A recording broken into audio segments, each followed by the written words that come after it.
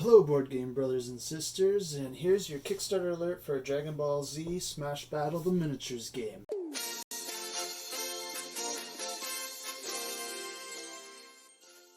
I make these videos to give you the details of any Kickstarters that interest me so that you can check them out if they interest you. I'll give these out within 24 hours of the Kickstarter's launch so that subscribers to my channel won't miss out on any early birds or discounts. I'll be doing a follow-up Kickstarter review video 7 days before this campaign ends. I'll be going into more details into the campaign and going over all the updates that happen throughout the campaign to give you all the details you need to know if you want to back this or not.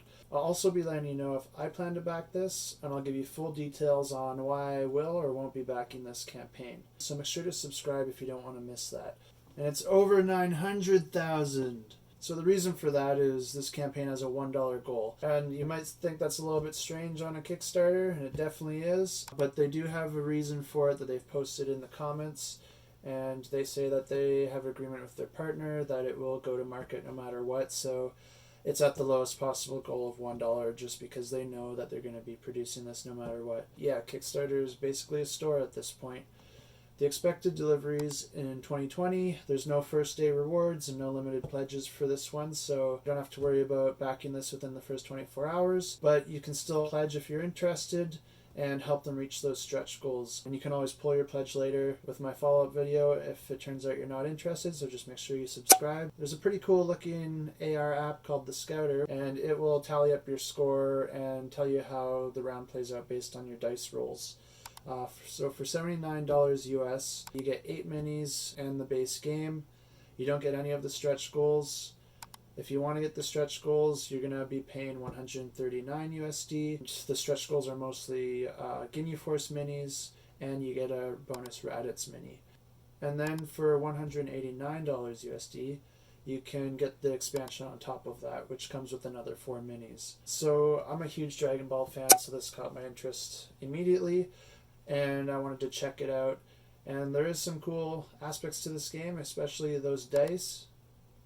But there's a lot of issues I do have with this campaign, and I'll just go over what I'm seeing right now, and I'll go into much more detail in my follow-up video. But there's some contradictory statements on this campaign where they say that they're going to be producing this no matter what, but then they go on to say that they need your support to make this happen, which I can overlook. But there's a few concerning things that make me question how much care they've put into this. And one is that the project target launch date is still in the campaign when it should have been removed after the draft period. And there's still a ton of spelling errors all over the place. And it's strange to me that they still release this without fixing those errors. As far as the minis go, the paint looks pretty good.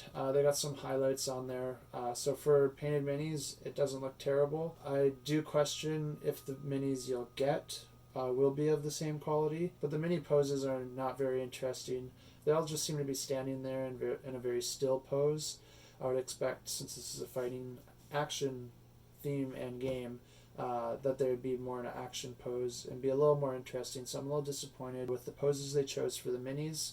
So another thing is that this company seems to just make collectibles, not games. So I will question a little bit on how fun the game will actually be. I'd probably be more inclined to back this as a collector, not because I want a good game. So another issue with the minis is they don't look very polished, to the degree that they almost look like knockoffs.